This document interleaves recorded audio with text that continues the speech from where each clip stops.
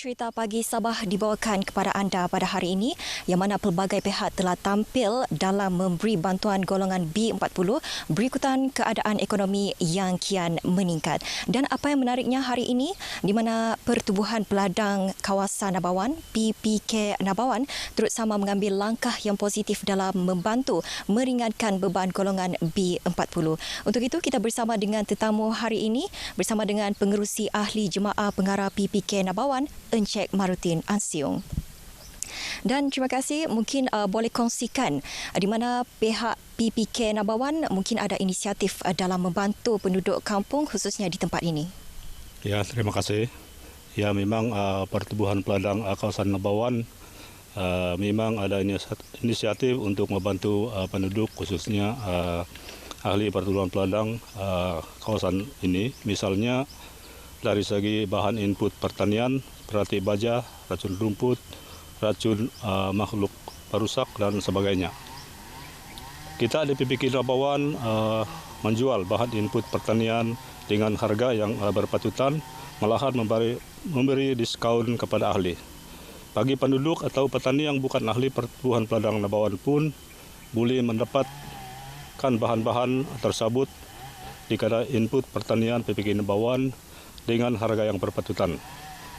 Ini adalah satu langkah bagi membantu penduduk berikutan ekonomi yang tidak menentu yang terkesan dengan penularan COVID-19 2 tahun lepas dan kenaikan harga barang yang tidak dapat dielakkan pada masa ini berikutan pasaran global. Dan seterusnya, apakah usaha jangka panjang pihak PPK Nabawan dalam memberi manfaat yang mana dapat meringankan beban penduduk masyarakat di sini? Iya, bagi perancangan jangka panjang, PPK Nabawan akan mempelbagaikan produk bahan keperluan asas bagi membantu penduduk khususnya golongan petani di daerah ini. Contohnya pada masa ini PPK Nabawan telah menanam kelapa tacunan.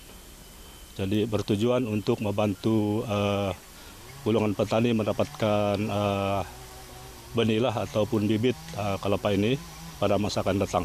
Jadi kami pun bercadang menjual bibit ataupun benih kelapa tacunan ini dengan harga yang berpatutan lah yang boleh membantu penduduk. Dan selain itu kita juga ada kolam ikan di sini.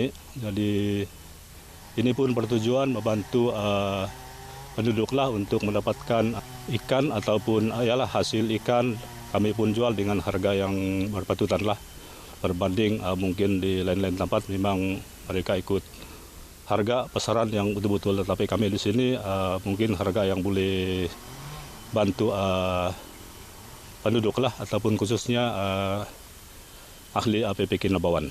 Jadi selain itu PPK Nabawan juga terus menggalakkan penanaman padi bukit di daerah ini bagi membantu kerajaan mengurangkan import beras dari luar negara.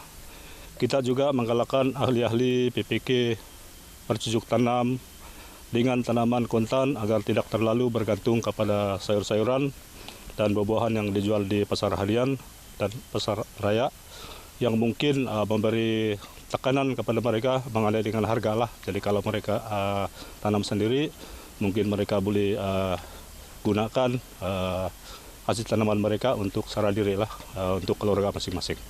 Baiklah, sekali lagi terima kasih. Semoga dengan ini lebih banyak pihak akan tampil dalam turut sama meringankan beban seluruh keluarga Malaysia. Dan sekian cerita